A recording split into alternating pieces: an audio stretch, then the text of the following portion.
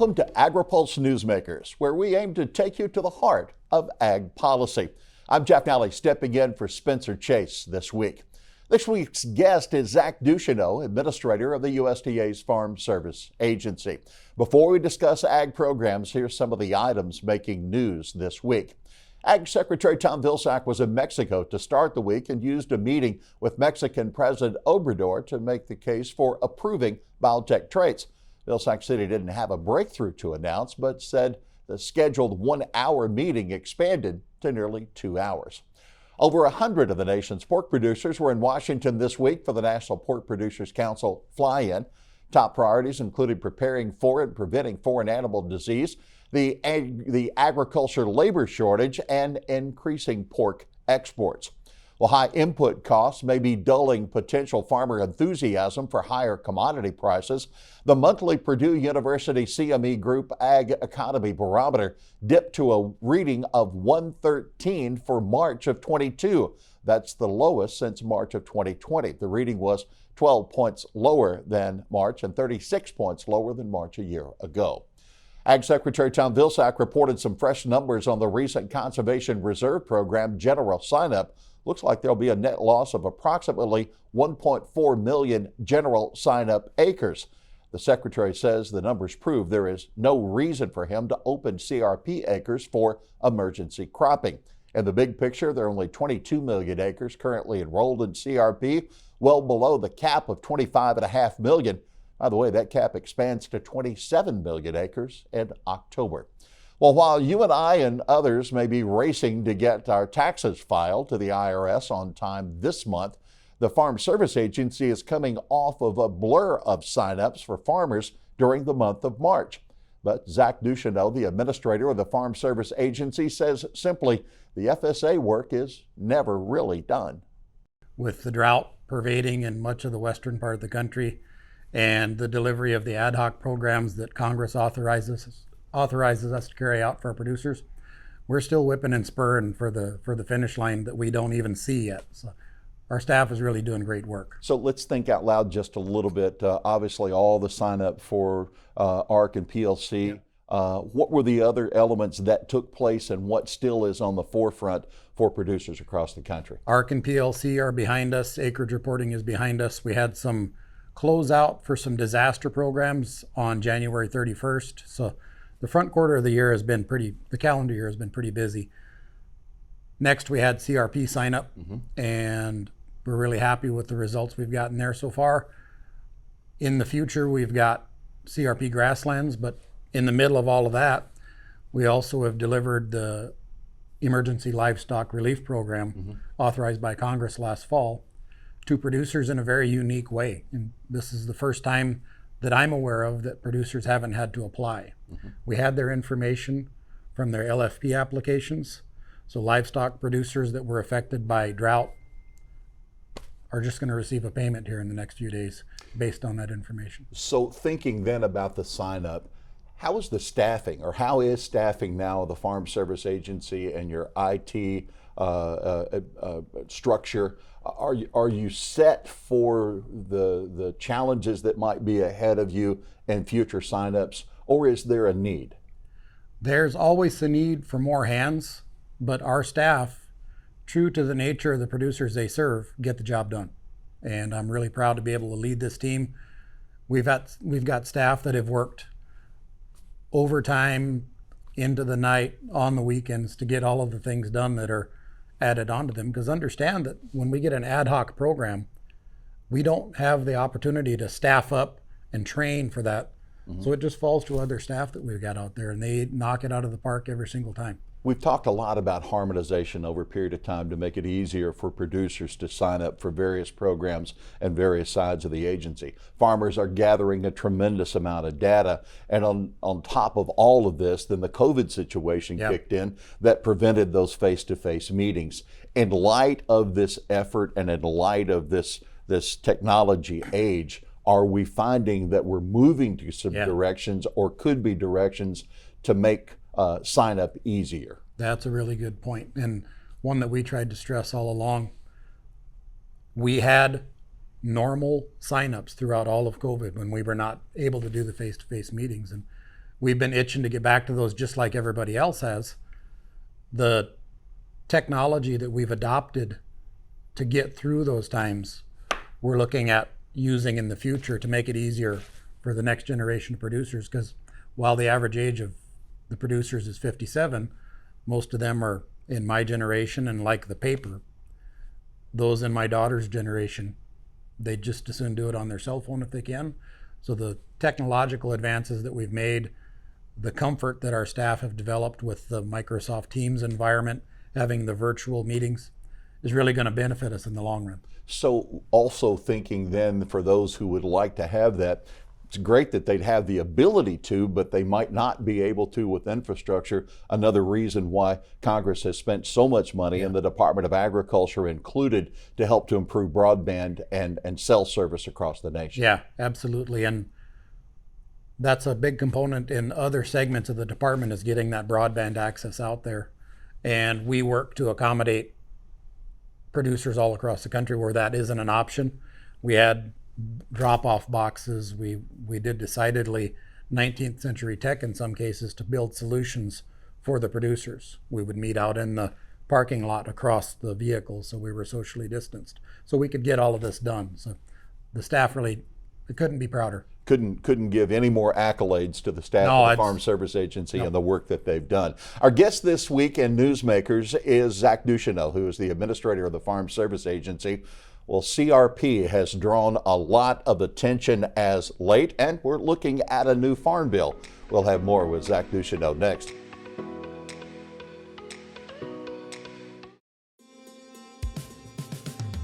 It's not as simple as just to wake up one day and go, I want to be a conservation farmer. You're changing how your farming practice is done. You're changing your operation. Farm Credit supported John and Kelly Watley as they shifted to more sustainable farming, improving the environment where they farm and live. Learn more at farmcredit.com/climate. Welcome back to Agri-Pulse Newsmakers. I'm Jeff Nally, sitting in for Spencer Chase this week. Our guest is the administrator of the Farm Service Agency, Zach Ducheneaux. The conflict in Ukraine, the invasion by Russia, has plenty of questions now, and all eyes are on how many acres will the Ukrainian farmers be able to plant. And even some of the private estimates we have seen as late suggest that despite their efforts, probably corn and wheat acres and other crops are going to be down. A lot of concern about hunger in the world, and some suggest that it's been time to open the CRP to allow additional acres for farmers to respond. The Secretary was wise in his comments earlier, suggesting it's not time to do that because we didn't know the results of the general sign-up of the last CRP that took place. So what can you share about what's happened and your thoughts on this particular debate right now? Well, this year we had 3 million acres coming out of CRP with expiring contracts. Producers had the option to exercise there where they could go back into cropping. And a majority of them felt it was appropriate to re-enroll those acres in the CRP program. So the fact that it's a voluntary incentive-based program, I think, really kind of unpacks that argument. Producers always have the option to do something different. And what we're really concerned about is making sure that CRP is a viable option to help take some of those marginal acres or submarginal acres even out of production for the environmental benefit. And another aspect that I don't think is talked about enough is the reserve portion of the Conservation Reserve Program. We're reserving future production when we take that out of crop production. And we used about 3 million acres in emergency haying and grazing last year as a reserve for livestock producers who don't have the same robust safety net as our crop producers have. This really encompasses, I think, the debate for where the 23 Farm Bill is going to go. Because we have a responsibility to feed the nation and feed the world, but we also have a climate responsibility. That conservation program was established to protect fragile acres. And pulling acres out of that, it might not be feasible, but it might be an opportunity. How do you see it? I don't necessarily agree with the premise that conservation doesn't increase production. When we're doing conservation practices that enhance soil health, we're increasing the productivity of that land. And we need to really focus our climate smart agriculture and our conservation programs on the working lands aspect of conservation. Everyone knows idle land degrades. So we've got to have some animal impact, some action going on there while we keep the cover on to keep the erosion from happening. If acres were coming out of the conservation reserve, farmers chose not to re-enroll. If those came out, when would that contract end that would allow them to begin some sort of tillage or production? I think that land would come out next production year. So it might not be something that they could do anyway if we were to take land out of conservation.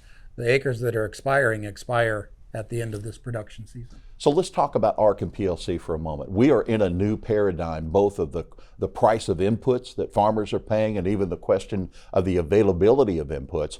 But at the same time, we're also looking at commodity prices that are higher as well. Yeah. And some would suggest that despite the higher commodity price, the net result for some farmers may still be red ink or a very thin margin. If we're talking about the levels of agriculture risk protection or price protection, the safety net that we have today is really far below the cost of production and the commodity price received. In essence, a safety net, if it carried forward, would be a safety net, Yeah. but awfully close to the ground. Yeah. My friend Marcia Bunger, the administrator at the Risk Management Agency, during sign up for crop insurance was really intentional about pointing out that producers can insure at a profit this year. Mm-hmm. And the best way to think about next year is to make sure you've got a plan for this year. We do see that the inputs are up. We've got some well-founded questions about whether that's legitimate supply chain issues or profiteering on the backs of our producers, as happens far too often. We're happy that they've got crop prices that are a little higher to help mitigate that while we help analyze that situation. So the question would be to Congress, do we raise the levels of protection, anticipating what agriculture prices and returns may be for the future? Or does more of the ultimate risk or total management of risk now fall on the shoulders of farmers and their marketing plans and the work ahead? It's a decision for Congress. It is a decision for Congress, but I think we need to continue to provide a safety net that's closer to the producers until we pull apart the system that has 11, 12, 13 cents of every food dollar even getting back to the producer. We've got to fix that so there's more equity across that value chain that benefits the producers. So finally, with regard to the Department of Agriculture, and I think government overall, but especially at USDA, work to make sure that farm programs are equitable for all participants. Yes. How strong is that effort, and do you see areas where the USDA can improve its service in the years to come? Yeah, the first thing we can do to improve our service in years to come is accept the fact that we have treated folks disparately. There's historical fact, there's government study after government study that indicates we have treated socially disadvantaged producers poorer. You have to think about when this institution was created. We were just fresh out of a war where part of the country thought it was worth going to war to own other people in this country. So that's where the Department of Agriculture had its foundation. And then you go forward, Native American people didn't get the right to vote until the mid-19th century. Mm-hmm. Women couldn't hold a credit card until the 1970s.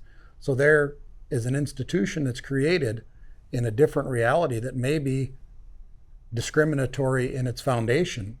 It doesn't mean that people are out there actively being racist or discriminatory. They're just part of the system, and we've got to work to unpack the system and build it so that it focuses more attention on those folks who haven't had a century and a half runway to build equity, build assets, and build resilience. Well, we've got about a half minute left, and here's an opportunity now that if you had a legal pad and you could make a wish list for Congress for the 23 Farm Bill from the Farm Service Agency, what would you wish for?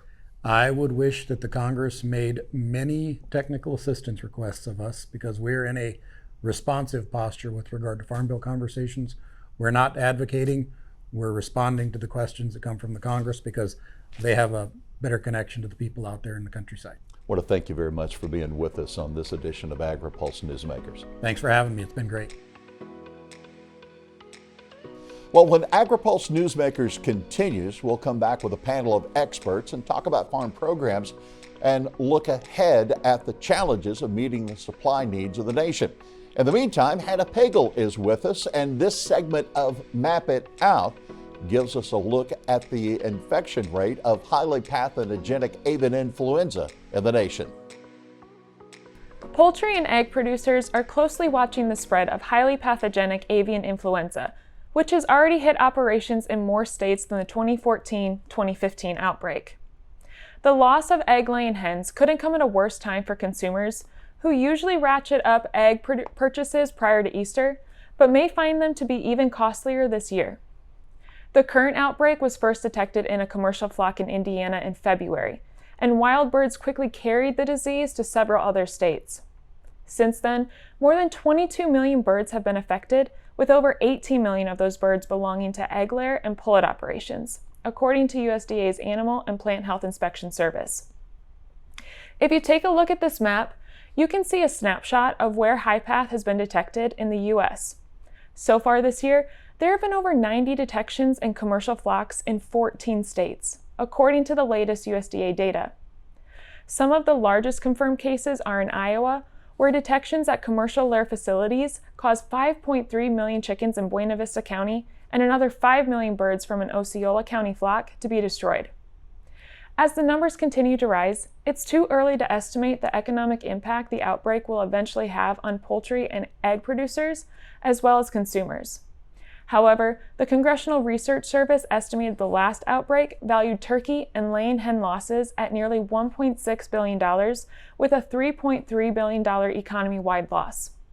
You can read more details on the high path outbreak in Steve Davies' story on agripulse.com. For this week's Map It Out, I'm Hannah Pagel. Farmers are always there for each other. We shed tears together, we celebrate together, but we also grow together. Farm Bureau is the largest general farm organization in the country. We have the farmers' back. If you're a farmer and you're not a member, we would welcome you into our Farm Bureau family. And if you want to know more about agriculture, come be part of this great family. Welcome back to this week's Agri-Pulse Newsmakers. Now we turn to a distinguished panel of guests, and we'll be talking about some of the same issues that Administrator Ducheneaux offered in just a moment. First, let me make introductions. With us today is Mary Kay Thatcher from Syngenta. We have Brad Doyle with us as well, the president of the American Soybean Association. And also we welcome Bobby Frederick with the National Grain and Feed Association. Bobby, I want to start with you and start this way. The Grain and Feed Association was one of a group of other agriculture organizations that asked the Secretary of Agriculture to open up some acres from the Conservation Reserve. Those requests appear to have been null. What's your next step, and what concerns do you have about available supply for this year and the year to come? Well, good morning, Jeff. Thanks. It's great to be with you. You know, this is something that our International Trade and Ag Policy Committee talked about at our convention last month. The breadbasket of Europe has been attacked. It's hard to know when or how long the invasion will last, but we do know that many analysts are saying it's going to be a long-term event. I know one of NGFA's members, Ken Zuckerberg with CoBank, just has an analysis out that we're going to see supply shocks to the grain system and disruptions for at least the next 2 growing seasons.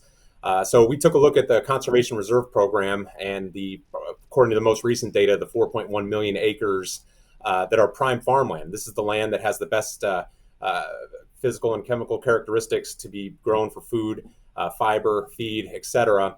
And we just think at this juncture, it should be accessible through emergency cropping. Again, not all of CRP, not all of general CRP, but specifically that 1 out of every 4 acres within general CRP that is that prime farmland. We just don't think this is the time to keep that locked up. So as far as next steps, again, this is going to have reverberations for the next few years. So we're taking a we'll see approach. We're going to keep on pushing for this. We saw the Secretary talked about some of the numbers this week with respect to general signups being lower and more higher grasslands expected. So I think those numbers are positive. But for the life of CRP in the 30-plus year history, for the majority of that time, general sign-up has been the majority. And it was only this past year that it dipped under 50%. So again, we're looking at the prime farmland, and again, we'll keep on looking at this issue. Brad Doyle will look at the Department of Agriculture's prospective plantings report, and the USDA said a lot more soybean acres, 91 million, and corn not as much at 89.5. Some might suggest that farmers would like that opportunity to maybe pull some of those acres out of CRP and plant.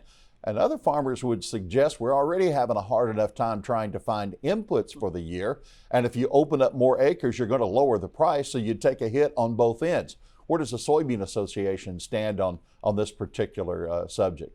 I think the great thing about soybeans are they are very versatile in rotation, so you can make that transition from corn, in my area, be rice, cotton. So 91 million projection, I believe that does put it above corn for this year and maybe the second highest in many years. And a lot of that has to do with the the nitrogen fixation process that soybeans allow without the need for additional nitrogen inputs. Phosphorus inputs are low on soybean too, so it's kind of a budget decision. And labor involved in soybean production is lower as well. Prices are good. That is what drives the planting practices for farmers, the choices they make. So we're really excited. We're going into spring right now, planting, just getting started here. Everyone's excited to get this crop in the ground. We've had our frustrations with inputs, supply, demand, price, and all of that. So we're going to get there. We're looking for a great year with soybeans. Mary Kay Thatcher with Syngenta, what challenges have you experienced with the supply chain, the conflict between Russia and Ukraine, the overall COVID situation that carries on? How do you stand as a company perspective for U.S. farmers here as we hopefully get an opportunity to get this planting season underway? Well, Jeff, I think you make a really good point about there being two different viewpoints on opening up the CRP. And I think that really what we have to remember is this war isn't going to be over next week. We're probably in it for a while. And so this is going to be a medium and long-term issue to try to balance feeding a hungry world, the food security that's been caused by Ukraine, and working on the climate change, weather change, greenhouse gas emissions. I have to believe that we can walk and chew gum at the same time. Will it be easy? No, but I think we do. We do have employees in both Ukraine and Russia, and have been in pretty much constant contact with them. A lot of our employees in Ukraine, their families have left, but they're on the job. They want to stay. They want to help farmers get something planted in Ukraine this year. If they can. So certainly we're going to have to look at whether it's CRP or other things. One other quick thing I'd throw out is I think this is a good time to make lemonade out of lemons and look at things like the Europeans not necessarily approving biotech products, the Chinese, dealing with Mexican President Obrador and his opposition to glyphosate and to GMO corn. This is a really good opportunity to seize the moment and go in and say, look, we're going to have major food security problems around the world. You need to come around. So there is a thought that, number one, you come up with more acres to allow for greater production, or you allow more technology to be approved to grow more on each acre. And Brad, I would have to believe that there's technology by Syngenta, by other companies that are waiting the wings, that are waiting for approval, or Mary Kay, as you suggested, countries to approve those technologies to allow farmers the greatest use of efficiency, protecting the environment, yes, but also increasing productivity. How big of a holdback is that for you, Mary Kay? Oh, it's definitely a holdback because, when you look at something like no new biotech products being approved in Mexico for 8 years, and you look at it being our number one corn market, our number two market overall, it sends a signal back to the companies. How much effort do I want to put to products that are in the pipeline if I'm not going to be able to sell them to my number one, number two, number three customer? Brad, how important is that technology that has enabled you to protect soil, but at the same time also increase your yield? You know, in the United States, we're losing acres every year due to urban sprawl, if you want to call it, industry. As our economy grows, we need more factories, more land to build those factories, and we're taking that at the expense a lot of times of very highly productive farmland. So as a farmer myself, I need to make more per acre. Not only more yield, but also more profit. And those high technology products, genetics, traits, they allow us to do that. We're more efficient at what we do. We have very limited time each year to get a crop in and make everything go in our favor to fill our grain bins, and that's what helps feed the world. So those products are very important to me. In the South here, in Arkansas, Palmer pigweed, it is a huge battle for us. We've got some traits out there that are outstanding on controlling that and reducing the stress they put on our plants and maintain our high yield. So that to me is very important to us to fulfill the customer's needs worldwide.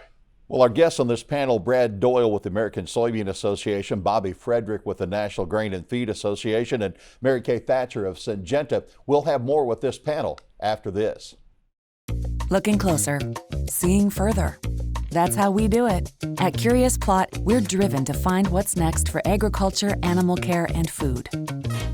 We stay curious because that's what it takes to grow understanding. That's how we plot strategies and tell stories that get results time after time. Marketing, communications, and consulting that look closer and see further. Curious Plot. We can't wait to help you tell your story.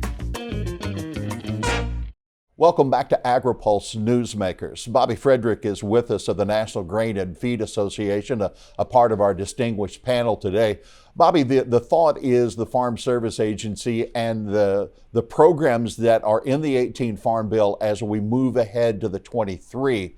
Are the programs that were in the 18 adequate as a safety net, do you feel, to provide the supply of grain that you'll need in the years to come in this new economic climate that farmers are facing today?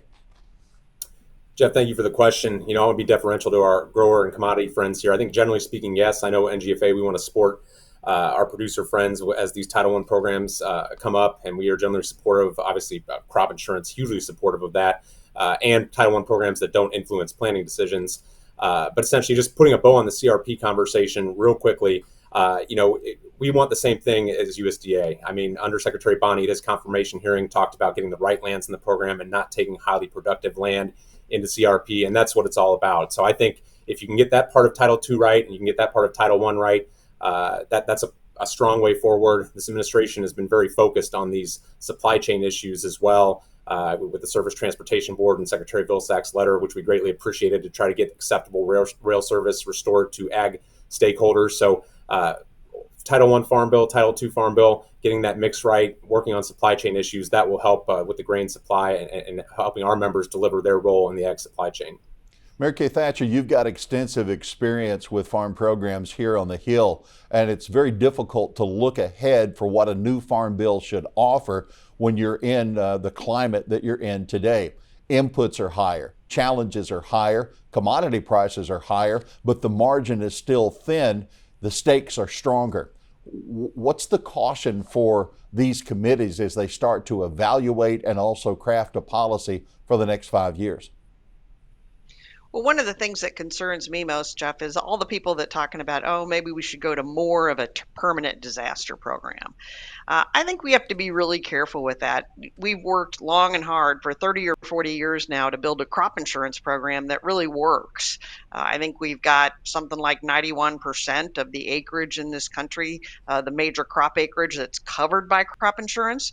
So, we certainly don't want to come in with a disaster program that would take away from that. that. I think especially as we get more and more urban people who don't understand things, for us to be able to go to the Hill and support crop insurance by talking about how farmers have skin in the game, how they do pay a portion of the premiums, is a lot easier to sell than it is to just go on ad hoc disaster assistance programs. So I think we have to be really, really careful about that.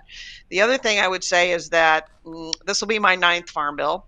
I know there was one, maybe 2 of the other 8 farm bills where we did get a little bit of extra money to be able to spend to write a new farm bill, but mostly we go into it at a zero-sum game. So if we want to do things like increase loan rates or ARC payments or PLC or whatever, the money's probably going to have to come from elsewhere in the commodity title. It's certainly not going to come out of the nutrition title.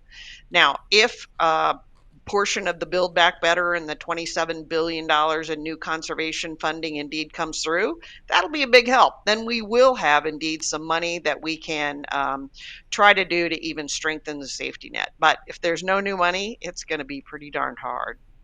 Brad Doyle, I would have to believe that soybean farmers like yourself don't want to be caught in a debate of an either or, either risk protection and crop insurance or climate. You'd like to be able to maintain the safety net, but also have the opportunity to advance your conservation practices and carbon sequestration. So yeah, farmers, we love opportunities, especially when they're voluntary and incentive based. And I think there's a real fit for the climate smart money that will be available if we play our cards right. We don't want to force anything upon farmers because we resist really easily when we are required to do something. If you offer a fair program for more no-till acres, more cover crop, more grass water waste practices, a lot of practices we are already doing, we will increase that very easily. So it's got to be voluntary. In my area here, we've been slow to adopt because we're very flat and we have very little erosion from hillsides because we just simply don't have them. We're very flat and that causes a lot of waterlogging in the wintertime. So cover crops don't necessarily grow well here, but we're working on it. Research helps improve that. Checkoff funding is funding some research projects, and we hope that we will have a participation here within our state. I'm very confident of that, but it will need to be that voluntary program that I'm speaking about that will make it happen. Well, I'd like to thank each of you for being with us on this week's panel, talking about policy that we have today and looking into the future. Brad Doyle with ASA, Mary Kay Thatcher with Syngenta, and Bobby Frederick with the National Grain and Feed Association. We'll be back with more Agri-Pulse Newsmakers, but in this week's Ag by the Numbers, Hannah Pagel has a look at the U.S. Ag Export Outlook. According to the February outlook for U.S. agricultural trade, ag exports are projected to hit a new record at $183.5 billion in fiscal year 2022, up $8 billion from the November 2021 forecast. Increases are expected in most commodity groups, with oilseeds leading the surge. Soybean exports are forecasted to be over $31 billion due to higher prices and lower global supplies. Overall, grain and feed exports are projected to increase to almost $43 billion due to more demand for wheat as well as higher feed and fodder forecasts. Mexico is forecasted to overtake Canada as the second largest U.S. agricultural market, with a projection of $27 billion, up $3.5 billion from November. Exports to Canada are forecasted at $26 billion, a $2 billion increase. The forecast for exports to China is unchanged at $36 billion. China is expected to remain the largest U.S. agricultural market in fiscal year 2022. For this week's Ag by the Numbers, I'm Hannah Pagel. Did you know Agri-Pulse has all your favorite podcasts, including Open Mic, Newsmakers, and Drive Time? Take us wherever you go. Subscribe at agripulse.com or on Spotify, Google Play, or Apple Podcasts. Agriculture Future of America is a nonprofit building transformational leaders in food and agriculture. AFA prepares college students to join the workforce as innovative and engaged young professionals who will shape the future of agriculture. Head to agfuture.org to find out how you can get involved. Welcome back to Agri-Pulse Newsmakers. Well, here's what's on the horizon. Progress will come to a halt on Capitol Hill during the 2-week Easter break. We'll keep an eye on potential House action on the Ocean Shipping Reform Act. Will the House members approve the Senate language or look for changes and then a compromise with senators? And commodity traders will keep an eye on spring weather for planting progress in the U.S. and any sign of La Nina's impact on the safrinha corn crop in Brazil. Damage to that crop could further challenge global feed grain supplies. Well, thanks for watching this week's Agri-Pulse Newsmakers. Thanks to Hannah Pagel and the rest of the Agri-Pulse News team. For Spencer Chase, I'm Jeff Nally. Newsmakers is a production of Agri-Pulse Communications. For more ag policy news, visit agripulse.com. You can also find our new content on YouTube and wherever you get your podcasts. Don't forget to follow Agri-Pulse and our correspondents on social media to get breaking news and more.